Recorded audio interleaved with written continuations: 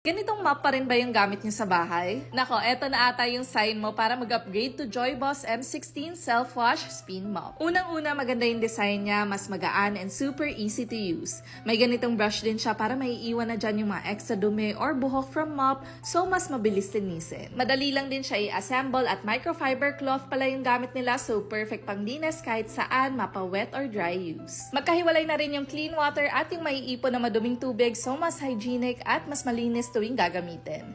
May maliit na butas na rin sa gilid para dyan nyo na ilalagay yung cleaning solution, so hindi nyo na kailangan ibukas sara yung inner barrel. Naro-rotate din yung mop head 360, so kayang-kaya linisin mapapader, sahig, or kahit yung mga ilalim ng mga upuan or lamesa since flat naman yung mop head design. At pag itatapon nyo na yung tubig, hindi nyo na kailangan buhatin, open nyo lang yung nasa gilid kung saan ang lalabas yung maduming tubig.